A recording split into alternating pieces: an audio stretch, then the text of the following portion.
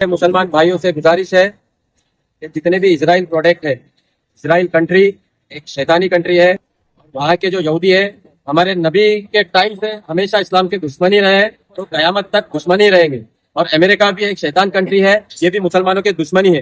तो ये जो हम इजरायली प्रोडक्ट यूज करते हैं, इसका प्रॉफिट जाता है इजराइल को, और इजराइल वो पैसे से खरीदता है, गोला बारूद हर चीज खरीदता है, और वो मुसलमान लोगों पे मारता है बारूद। और कई मुसलमान शहीद होते हैं, जो रॉकेट मार रहा है, मिसाइलें मार रहा है, गोली मार रहा है, वो इस पैसे से जा रहा है। अपना 1 रुपया भी जा रहा है तो हमको रोजे मेशर पे जवाब देना है कि हमारा पैसा किधर गया है। जब हमको पता है कि ये चीज खरीदने से ये प्रॉफिट जाएगा इजराइल कंट्री को, इजराइल गवर्नमेंट को, वहाँ की आर्मी को, तो ये चीज हमको खरीदना नहीं चाहिए। ये चीज हराम है। जो पैसा इस्लाम को खत्म करने में यूज होता है वो हराम है, समझो। तो इजराइल कंट्री की जो भी चीजें है, इजरायली प्रोडक्ट है, जो यूएसडी प्रोडक्ट है, क्योंकि वहाँ का जो प्राइम मिनिस्टर है नेतन्याहू, वो एक शैतान है। और दूसरा जो वहाँ का अमेरिका का जो प्राइम मिनिस्टर है वो एक गे भी है, वो एक रेपिस्ट भी है, वो कई बच्चों का रेप भी किया है उसने, और वो एकदम थर्ड क्लास किस्म का इंसान है। वो कई मासूम बच्चे को काट के खाया भी है, तो वो एकदम थर्ड क्लास इंसान है। तो ऐसी कंट्री को हमको सपोर्ट नहीं करना चाहिए। हमारे ये अजीम भाई है, हमने इनको बोला कि जो इजरायली प्रोडक्ट आप है आपकी दुकान पे वो फेंक दो, नेक्स्ट टाइम इस चीज को आप बेचो मत। और सारे मुसलमानों से मेरी गुजारिश है, जहां जहां आवाज जा रही है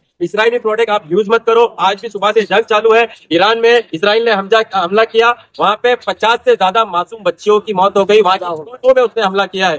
तो ये इजरायली प्रोडक्ट हमको यूज नहीं करना चाहिए। और ये जंग इस्लाम से चालू है, ये ईरान की और इजराइल और अमेरिका की जंग नहीं है। ये इजराइल और अमेरिका जो लड़ रहा है वो मुसलमानों से लड़ रहा है, और यहूदी और मुसलमानों की जंग चालू है। तो आप लोग ध्यान रखें, इजरायली प्रोडक्ट यूज ना करें, इसलिए हम